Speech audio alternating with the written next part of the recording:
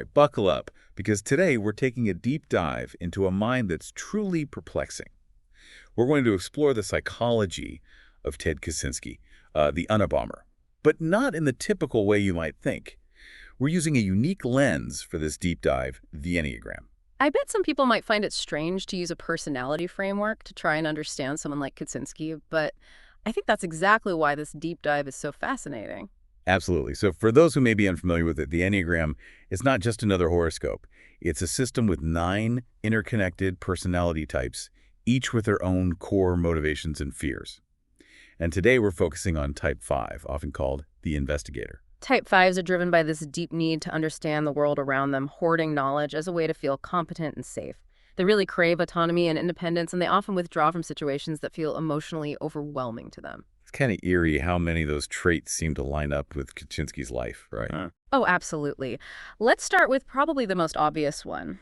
Kaczynski's choice to live in a remote cabin in Montana. I mean, most people would think that level of isolation would be unbearable, but for a type 5, it can actually be really alluring. Like the ultimate expression of that desire for self-sufficiency and control, Precisely. And you have to remember, type 5s are very, very skeptical of systems and structures that they can't control, so they would rather rely on their own knowledge and skills to survive, which is exactly what Kaczynski did. He built his own tools, he grew his own food, and he lived off the grid for years. Yeah, you know what I read? That his cabin, it wasn't just some ramshackle hut. It was actually really meticulously organized, almost obsessively so. Like every tool had its own place. Everything was really carefully planned out. That sounds pretty type 5 to me. Oh, it absolutely does. That meticulousness, that need for precision and order is another key part of the type 5 personality. They feel the most secure when they can minimize unpredictability and chaos, even in their physical environment. So it wasn't even just about like escaping society. It was about creating his own mini society, right? Like a perfectly controlled one where he was the undisputed expert. That's a great point. And this kind of leads us to another core type 5 fear: incompetence. They are terrified of being seen as incapable or reliant on other people, which often drives them to become super knowledgeable and skilled in specific areas. And Kaczynski definitely fit that description. He was a math prodigy. He taught himself all these really advanced survival skills. I mean, talk about competence. Exactly. But this is where I think it gets even more interesting. His need to be competent wasn't just about, practically surviving. It kind of manifested in a darker way, too. You mean it with the bombs? Yes. Think about it. Those bombs, they weren't just crude explosives. They were these carefully crafted devices engineered with a level of sophistication that even impressed the FBI. I mean, that's saying something. So his drive to master knowledge, that pretty much quintessential type 5 trait, actually fueled his descent into violence. It's a chilling thought, isn't it? But it really highlights the potential dark side of any personality type when it gets taken to an extreme. It's almost like his intellect became this weapon, almost a way to try to exert control and lash out against the world he felt was encroaching on him. And that sense of being encroached upon, of being threatened by the outside world, that is so central to understanding Kaczynski through this type 5 lens. Okay, so let's unpack that a little more. We've talked about isolation and competence, but what specifically was he feeling so threatened by? Well, to a type 5, almost anything outside their very carefully constructed world can feel like a threat. But for Kaczynski specifically, it was technology and the modern systems of society that he really saw as the enemy. Right, and he laid out all of his arguments in that infamous manifesto, Industrial Society and Its Future, where he basically just rails against the dehumanizing effects of technology and basically calls for a return to this simpler way of life. And that's another very classic type 5 tendency. Retreating into their minds and building these elaborate theories and systems to try and make sense of the world. They're often drawn to intellectual pursuits, seeing knowledge as the ultimate form of power and security. But for Kaczynski, those intellectual pursuits definitely took this dark turn. Like he didn't just write about his ideas, he decided to put them into action and try and force change through violence. And this is where I think his type 5 need for autonomy really clashes with his deep distrust of society. He couldn't just, join a movement or try to reform the system from within. He had to do it alone on his own terms and with complete control over his own actions. So his bombs weren't just acts of terrorism. They were like his twisted way of asserting his independence and proving his competence in this world that he felt was just completely spiraling out of control. It is a really disturbing thought, I know, but it does fit with the overall pattern of his life. Kaczynski's actions, while extreme, can really be seen as this distorted manifestation of core Type 5 fears and motivations. And it makes you wonder, are there other aspects of the Type 5 personality that might be able to shed more light on his motivations? I think there are. Remember how we talked about Type 5s fearing incompetence? Well, there's another side to that coin. This deep-seated fear of emptiness. They are terrified of feeling meaningless or hollow, so they fill their lives with knowledge and experiences that make them feel valuable and competent. And for Kaczynski, I think that fear of emptiness that we just talked about might have played a role in his increasingly extreme actions. So are you saying that, like, his bombings, they weren't just about, like, making a statement or something, Yeah. but also about him trying to prove something to himself? It's definitely a possibility. If you think about the meticulous planning and like all that complex engineering that went into those bombs, it was almost as if he was building these monuments to his own intellect, almost tangible proof of his competence, in this world that just felt increasingly meaningless to him. Like he was saying, hey, look what I can do. Look how much I understand. But in just like the most twisted way imaginable. Exactly. And this also connects to another Type 5 tendency.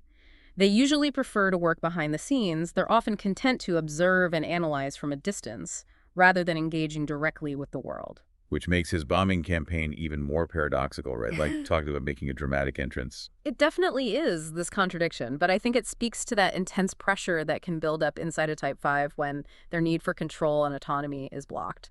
They can go from being these detached observers to like forceful actors almost instantly, especially when they feel like their existence is being threatened. And for Kaczynski, modern society was that threat. Precisely. He saw technology as this force that was eroding freedom and individual autonomy, and he felt like he had to fight back, even if it meant using violence. This whole conversation is making me rethink how we look at personality types.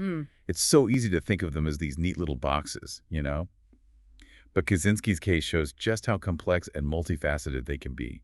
I completely agree with you. The Enneagram is really a tool for understanding. It's not for labeling or judging people. Every single type has its strengths and its weaknesses, its healthy and unhealthy expressions. And in Kaczynski's case, we're seeing those unhealthy expressions taken to this just terrifying extreme. It is. It's this really stark reminder that even the most brilliant minds out there can still fall prey to destructive ideologies, and that even understanding personality types in detail doesn't excuse harmful behavior. So then how do we reconcile this idea of Kaczynski as type 5 with like the horrific acts that he committed? Is it even possible to have empathy for someone like him? That's a tough question to answer. I think it's really important to acknowledge all the pain and suffering that he caused, while also realizing that his actions were at least in part driven by, deep-seated fears and distorted perceptions of the world. It's almost like we're trying to understand this puzzle, and there are just pieces missing. We can see the outlines of a mind, shaped by these specific fears and motivations, but we may never fully grasp what actually led him to cross the line and commit violence. And that's the really unsettling truth about human behavior. It's hardly ever just black and white. It often goes against, easy categorization or explanation. But maybe that's exactly why it's so important to explore cases like Kaczynski's. It forces us to confront the complexity of the human mind, the potential for both darkness and brilliance to be present in the same person. And it challenges us to go beyond just those simple labels and to really try to understand the motivations that drive people to do things, even in ways that we find reprehensible. So what can we take away from all this? What does understanding Kaczynski as a type 5 teach us about ourselves and the world around us? I think it really emphasizes how important it is that we recognize and address our own personal fears and insecurities in healthy ways. It reminds us that even though isolation and withdrawal can be tempting, sometimes it can really lead to distorted thinking and possibly even harmful behavior. And it also really drives home the need for empathy, even when it's hard. Trying to understand the motivations even behind really horrific actions, that can help us to build a more compassionate and just society. And one last thing, it reminds us that knowledge is a powerful tool that can be used for both good and evil. It's up to each of us to use it responsibly and to make sure that our pursuit of understanding never comes at the cost of human life. Speaking of knowledge, I've been thinking about Kaczynski's manifesto. It's this really dense intellectual document that basically attempts to justify his actions.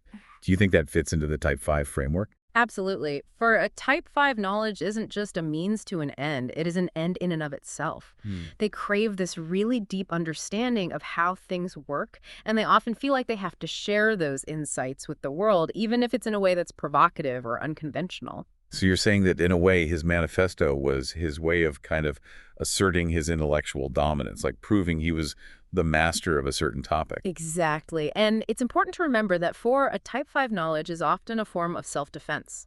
They really believe that if they just understand the world deeply enough, they can protect themselves from danger.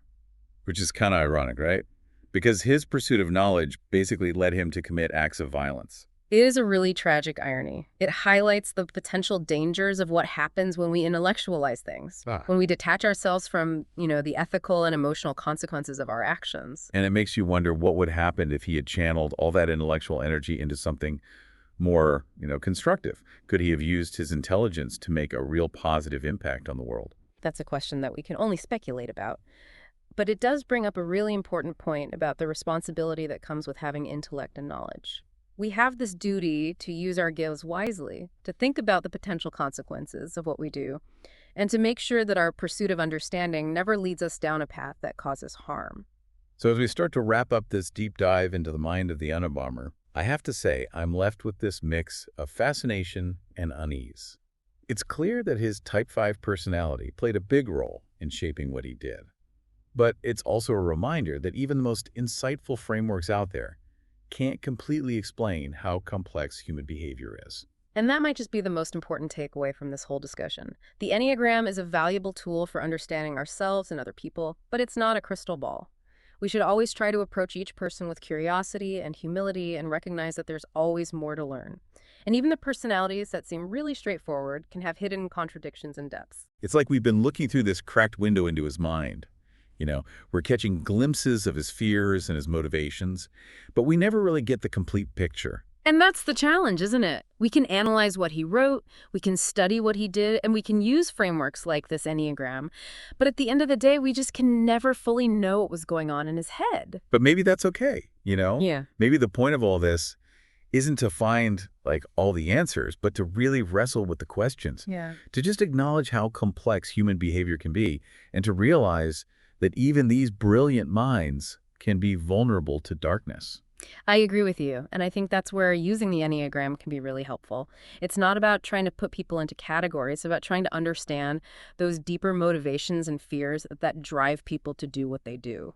Exactly. It's about understanding that everyone has their own unique way of seeing the world, their own strengths and weaknesses. And that's super important when we're dealing with type 5s. They often feel like they're misunderstood, like they don't really fit in with everyone else. Which can lead to that sense of isolation and withdrawal that we talked about earlier. Exactly. So when you're interacting with a type 5, it's crucial to be patient and respect their need for space and autonomy. Don't overwhelm them with demands that are really emotional. It's almost like they need a different style of communication, right? Yeah. Something that's more direct and less emotionally driven. You got it. They really value logic and accuracy, so appealing to their intellect, and giving them solid information that's usually way more effective than, trying to win them over with emotional appeals. So as we wrap up this deep dive today, Mm. I think the big thing to remember is that although Kaczynski's case is really extreme, it offers some pretty valuable insight into the Type 5 personality, both its potential and its pitfalls. It's a good reminder that even the brightest minds can fall victim to distorted thinking, and that if we understand these personality types, it can help us navigate the complexities of interacting with people with more empathy and more awareness. And just maybe if we can recognize and address those fears and motivations that push people to these extremes, maybe we can create a world where these types of tragedies are less likely to happen. That's a goal worth striving for. So the next time you meet someone who seems aloof or withdrawn, just remember they might be a type 5 trying to navigate the world in their own way. And you never know. Behind that quiet exterior, there could be a brilliant mind just waiting to do great things, if only they're given the right kind of understanding and support. Thanks for joining us on this deep dive. Until next time, keep exploring, keep questioning, and keep diving deep.